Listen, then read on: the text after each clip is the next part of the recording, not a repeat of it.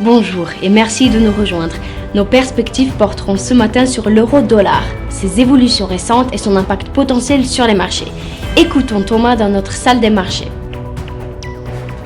La paire euro-dollar a signé de légers gains lors des dernières séances, en hausse de 0,7% lors de l'ultime séance. Le stochastique RSI est actuellement survendu. La paire dollar-yen a connu un certain mouvement de baisse, chutant de 0,3% au cours des 2 dernières séances. Le ROC est actuellement positif. Le Bitcoin a gagné 2,6% au cours des 2 dernières séances. L'ATR indique une faible volatilité sur la période journalière. Le prix de l'or s'est négocié latéralement au cours de la dernière séance. Le stochastique RSI se situe actuellement dans la zone de survente. Merci Thomas pour vos idées intéressantes de trading. Passons à l'actualité mondiale. Wall Street a atteint des sommets records alors que les investisseurs ont fait une pause après un rallye de fin d'année qui a été alimenté par l'optimisme concernant une trêve commerciale entre les États-Unis et la Chine.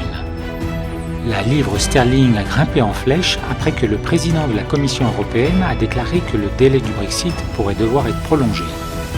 Le dollar américain est en retrait, la trêve commerciale entre les États-Unis et la Chine ayant ouvert l'appétit pour le risque. Merci Thomas. Écoutons à présent les événements économiques les plus importants pour aujourd'hui.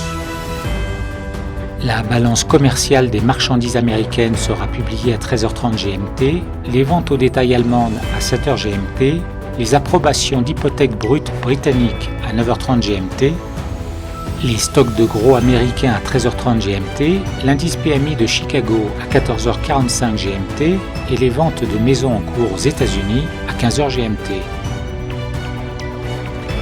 Nous espérons que vous avez apprécié nos perspectives du marché d'aujourd'hui. De la part de toute l'équipe, nous vous souhaitons une journée de trading productive. N'oubliez pas de vous connecter demain matin pour tous les événements et les dernières nouvelles sur les marchés financiers.